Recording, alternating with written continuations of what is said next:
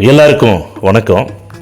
இந்த பதிவில் எதை பற்றி பார்க்க போகிறோம்னா 2026 தேர்தல் நெருங்க மக்களுக்கு, அதாவது மக்களுக்குன்னா தளபதி விஜய் அவர்கள் மீது பேரன்பும் ஆதரவு வச்சிருக்கக்கூடிய மக்களுக்கு எந்த விதமான பயம் வந்துருச்சுன்னு கேட்டிங்கன்னா 2026 தேர்தல் நேரத்தில் திமுகவாக இருக்கட்டும் அதிமுகவாக இருக்கட்டும் இவங்கள்ட்ட 1, 10, 100, 1000, 10,000, லட்சம், 10 லட்சம், கோடி அப்படின்னு சொல்கிறோம். கோடிங்கிறதே எவ்வளோ பெரிய அமௌண்ட்டு, எவ்வளோ பெரிய பணம். அப்போ கோடியை தாண்டி 10 கோடி, 100 கோடி, 1000 கோடி இதையெல்லாம் கடந்து லட்சக்கணக்கான கோடி ரூபாய் அவங்கள்ட்ட பணம் இருக்குது. இது என்னடா இவன் பொய் சொல்கிறானா கூட நீங்கள் நினைக்கலாம்.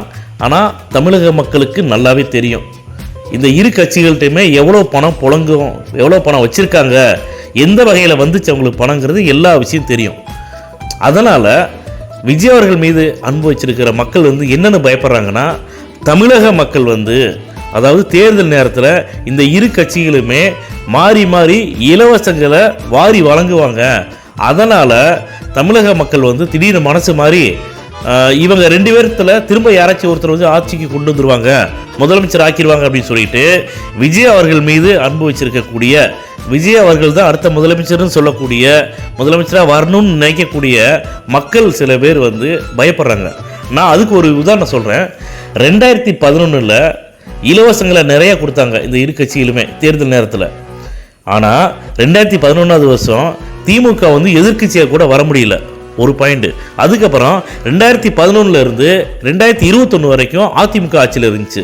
2016 வருஷம் ஜெயலலிதா அம்மா இறந்த பிற்பாடு எடப்பாடி பழனிசாமி அவங்க என்ன பண்ணாங்கன்னா, ஆட்சியை தக்க வச்சுக்காம தன்னுடைய எம்எல்ஏக்களை தன்வசம் வச்சுக்கிறதுக்காக என்னென்ன விஷயங்களா பண்ணனாங்கிறது மக்களுக்கு தெளிவாக புரிஞ்சுச்சு, தெளிவாயிட்டாங்க மக்கள். அதனால் 2021 அதிமுகவை புறக்கணித்து திமுகவை கொண்டு வந்துட்டாங்க. இப்போ இதே திமுக மேலே மக்களுக்கு எக்கச்சக்கமான பயங்கர விரோதமாயிடுச்சு.